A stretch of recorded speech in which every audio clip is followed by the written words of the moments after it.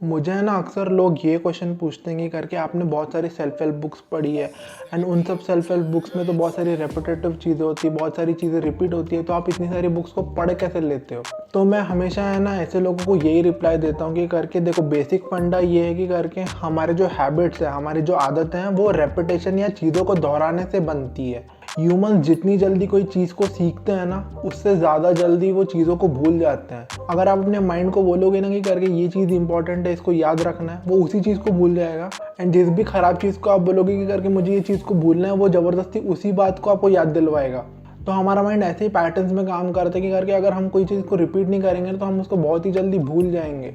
और दूसरी इंपॉर्टेंट चीज़ ये कि करके हमारा जो ह्यूमन माइंड है ना, वो नॉवेल्टी के लिए बायस्ड है। उसको नई नई चीज़ें जानना बहुत ही ज़्यादा पसंद है। और नई चीज़ों को जानने से ना ग्रेटिफिकेशन मिलती है कि करके देखो भाई, मैं कितना स्मार्ट हूँ, मुझे इतनी सारी चीज़ें पता हैं।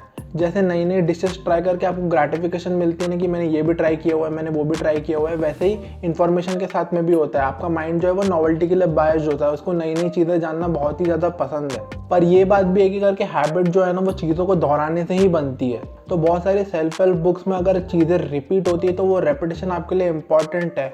और वो इम्पॉर्टेंट इसलिए क्योंकि पुरानी बुक्स को पढ़ के जो बिलीव्स आपके बने थे, नई बुक्स उन बिलीव्स को रीइंफोर्स करती है। तो अगर आपको ये लगता है कि करके सेल्फ हेल्प बुक्स में चीज़ें रिपीट होती है तो वो बुक्स को हमको नहीं पढ़ना चाहिए, तो अपने आप से ये क्वेश्चन पूछो कि करके आपने पास्ट में जितनी भी सेल्फ हेल्प बुक्स पढ़ी है, क्या उनकी सब लर्निंग्स को आपने अपने लाइफ में अप्लाई कर लिया है। And I am damn sure कि मेजोरिटी लोग यही बोलेंगे कि करके उन्होंने बहुत सारी चीज़ें अपनी लाइफ में अप्लाई की भी नहीं है। और जब आप एक ही टाइप की चीज़ों को बार बार पढ़ते हो ना, तो वो बिलीव्स रीइंफोर्स होने के कारण में है ना, वो आपके माइंड में उतर जाते हैं। एंड जब आपका माइंडसेट वैसा बन जाता है ना, तो वो चीज़ें आपके लाइफ में रिफ्लेक्ट होने लग जाती हैं। और अक्सर क्या होता है ना कि अगर आप एक ही टॉपिक के ऊपर में बहुत सारी बुक्स पढ़ लेते हो ना, तो आप पर्सपेक्टिव टेकिंग की स्किल समझ जाते हो कि करके मेरे को इतने सारे लोगों के पर्सपेक्टिव मिल रहे हैं, तो उनके पर्सपेक्टिव से मैं क्या क्या चीज़ें अपनी लाइफ में उतार सकता हूँ। तो रिपीट होने का ये एडवांटेज है कि करके एक तो आपका बिलीफ बनता है, दूसरा आपकी पर्सपेक्टिव टेकिंग की स्किल्स बहुत ज़्यादा इंप्रूव होती है। और नई बुक्स का क्या है, आप हज़ारों नई बुक्स पढ़ लो, बट जब तक आप उन किताबों में जो लिखी हुई बातें उनको अपने लाइफ में उतारोगे नहीं,